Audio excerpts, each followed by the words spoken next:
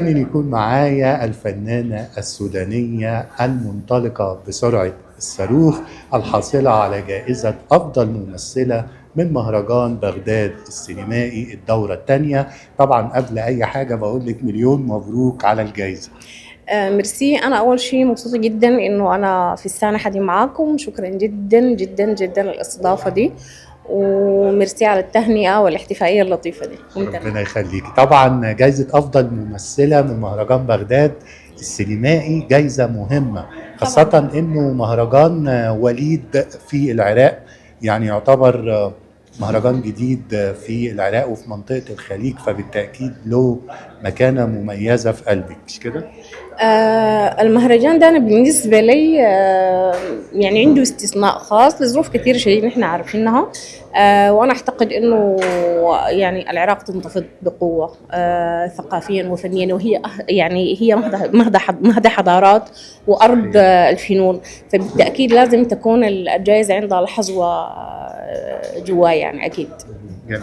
انت طبعا كنت مشغولة بالتصوير في مصر، فما قدرتيش تنورينا في العراق عشان تستلمي الجائزة، مش كده؟ دي من الحاجات المؤسفة جدا بالمناسبة. أنا كان نفسي يعني جدا إنه أنا أستلم الجائزة في العراق، لكن نقول إن شاء الله دي باكورة جوائز قادمة بإذن الله البداية تعالى. يعني ان شاء الله مش أيوة هتكون النهاية. إن شاء الله يا رب العالمين. ان شاء الله تنورينا قريب ويكون لك تكريم بقى حلو كده. الله يخليك يا رب يا رب. عايز تسلم. اسالك على الجوائز، وما شاء الله انت الفتره الاخيره يعني نفس الفيلم، فيلم ضي اللي اخدتي عنه الجايزه قبل كده في مهرجان بورسعيد، على طول قبل مهرجان بغداد برضو خدتي جايزه افضل ممثل. هو في نفس اليوم أنا أخذت نفس مهرجان اليوم. بغداد وبعديها ب3 ساعات مهرجان بورسعيد.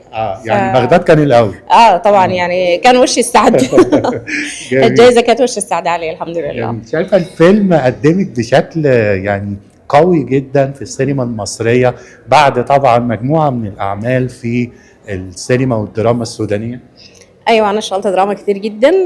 كان بدايه انطلاقتي الحقيقيه في ستموت في العشرين سينمائيا في السودان للمخرج الفخيم امجد أبو العلا، وبعد كده توالت الأعمال بعد ما جيت مصر.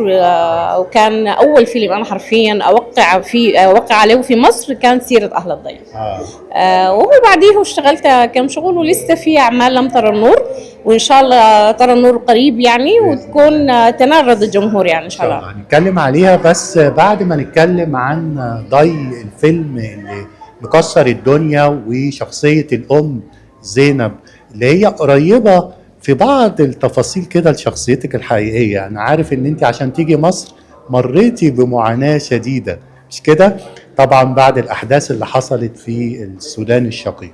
أنا أعتقد إنه شخصية زينب مش قريبة لي، أنا قريبة لأي سودانية مرت بظروف الحرب وعواصف الحرب وتفاصيل الحرب وقسوتها. فأنا بعتقد إنه سيرة أهل الضي رحلة مش السودانيات بس، رحلة كمية من النساء العربيات مروا بنفس الظروف في مختلف البلاد التي لا تزال تئن تحت يعني وطأة الحروب ووجعتها. فهي كانت رحلة رغم قساوتها مميزة جدا. التصوير نفسه كان ممتع يعني، رغم انه كان الرهق حاصل، لكن احساس انك انت بتنجز في حاجه بتحبها ده كان بيهون اي عذابات واي رهق صراحه. فانا ممتنه لسيره اهل الضي، ممتنه للرحله في حد ذاتها، لانها بالنسبه لي رحله تحكي رحله ملايين النساء في العالم العربي.